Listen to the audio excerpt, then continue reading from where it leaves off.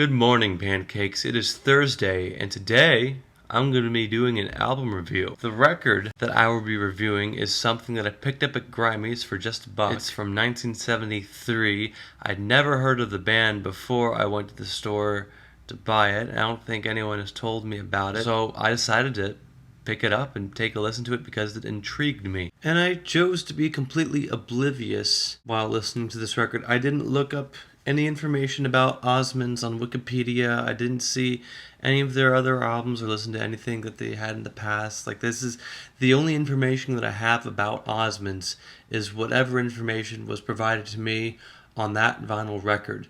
And I wanted to keep it that way because I thought it would be fun to be oblivious in a time of the age of information. And I don't know, I just thought it would be fun.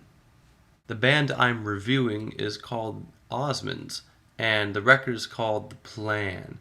And the album art intrigued me because it looks like a 1970s version of One Direction, all complete with bad haircuts. It was the vinyl arrangement that had made me pick up this record because it was something different that I hadn't seen before, and it was well put together, and I wanted to hear how it sounded when I looked at the lyrics. It looked interesting. It's just a single disc. There's one LP that goes into this record. Most vinyl LPs that have just one record in it only have like a single slit. There's no foldaways or anything. There's no pockets for two LPs.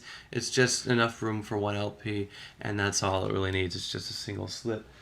And then you have records with two LPs like this one, Translances of a Death Cab for Cutie, where you have something that folds like this and opens up in the middle. You have two slits for two vinyl records. Then I have other records where it's just this one's AM by the Arctic Monkeys, where it's a fold over like that, but it just has one slit open right here for vinyl records, and this slit isn't even open at all.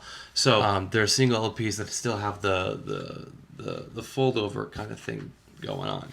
But the Osmonds doesn't just have one fold away, but it has two. It's more like a book than anything else, which is kind of a really small book. You have the inside slit here for the record, but then you have two slits rather than one.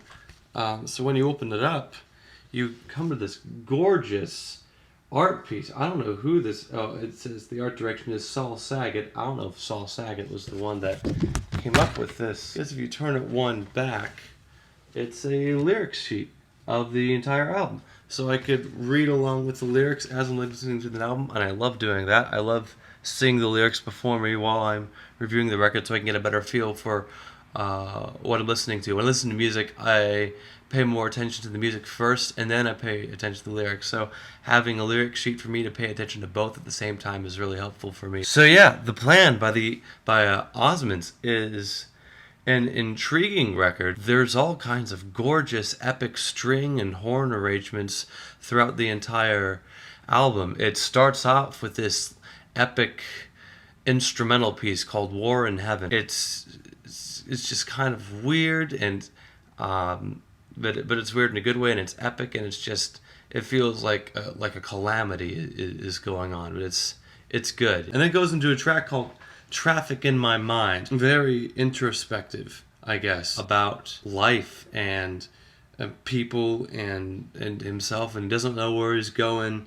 He's got traffic in his mind, doesn't know which road to follow.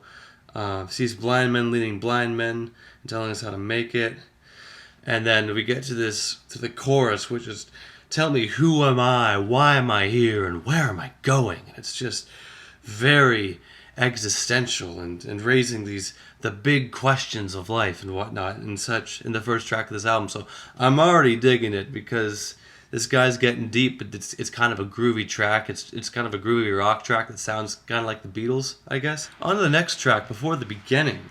It's an epic, kind of a slow ballad, but there's a lot of passion in his vocal delivery, and he's singing about all these things that I guess don't really make sense. At least they don't make too much sense to me. I mean, in picking up this sense of agnosticism, I think the lyricist believes that there's something more. There is some kind of God out there. He never uses the word God, I don't think, once in this record. It's very, very passionate, but I think he's a little confused. I don't know what he's trying to get at, because it just doesn't make sense. Movie Man is a very weird, kind of quirky. It sounds kind of like a puppet trying to gain its own life, but he's kind of jerking along, and he doesn't really know how to be a real human being. I mean, that's not what the song is about, but that's what it just sounds like to me. We have another track here that just doesn't make sense. These guys are just proficient at not making sense. Moving on to Let Me In, which is a very nice love song. We have a love song in the midst of all this existential angst. So I guess Mr. Osmond here is in love with a girl that is asking her to let me in.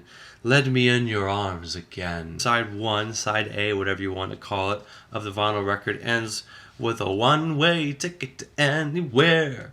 And it's just this very groovy, pick-me-up kind of song where we can go anywhere we want to. This is great. I love life. Yeah. Okay, well, whatever. I guess we should be happy too.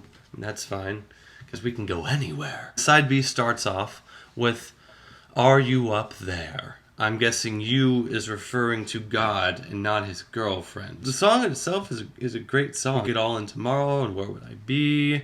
Why should I cherish the living if there's no so-called plan?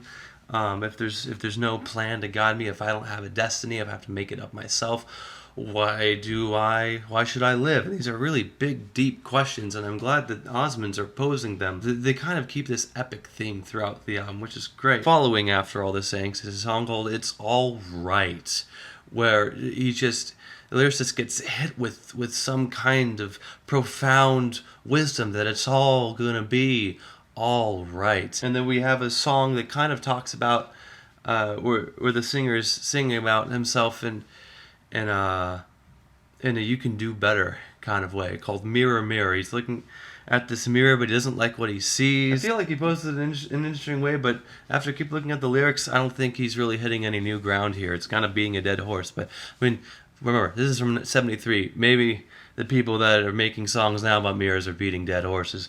But I like it nonetheless. It's interesting. Right after that, we go into another nice love piece called Darlin', which he sings about his girl again. I guess he only has 2 love songs on here, which is all right, because I don't know if it's really much of a love song kind of album. The last 2 tracks on this record just kind of confuse me, because compared to the rest of the record, they're just kind of bad. It just kind of ruined the whole album, or where they're going. I don't know if there was even an album to ruin it. It's just a lot of confusion. I think they're just confused as a group. The second to last song was called The Last Days, or It's Going to Be the Last Days. It's going to be the last days. And they go like into the song after talking about if there's a plan or anything, and now all of a sudden they're certain that we are in the end times, that we are in apocalypse mode, that we are in the last days. And this is an idea held up by Christianity. The where are we going aspect is being answered. I don't feel like they should be so sure that it's the last days if they don't really know what to believe in the first place. The last track ends with Going Home. You know what? Screw it all. We just need to find home. We need to get there. We need to work hard, or else we're not going to make it. But it's going to be all right anyways, because we are going to make it. And you know what? We're just going to go home. What are you doing? You had this grandeur record, and you don't come to any closure except, you know what? Just got to work hard. Really? That's how you're gonna end this album called The Plan? Is the plan just to go home? Okay, I'm gonna go to work and I'll be back home in 8 hours.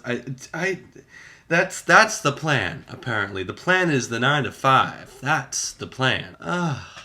When I picked up this record and I played it the first time, I didn't know what to expect. I didn't know what sound was going to appear in my head. Strings and beautiful arrangements that I believe were done by 3 different people. So they're the masterminds behind the good music, at least. The band itself isn't half bad. They have some good tunes and they can hold up for themselves, but it wouldn't be the same without the strings. They're trying to put one foot in one piece of land and 2 feet in the other, and they can't do both at the same time.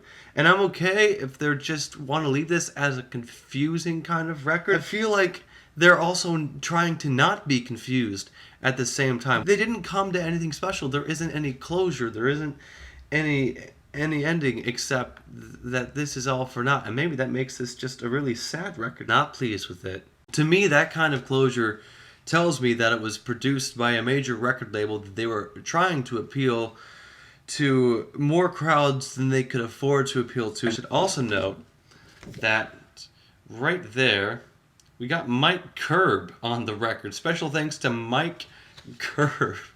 So, Osmonds, The Plan.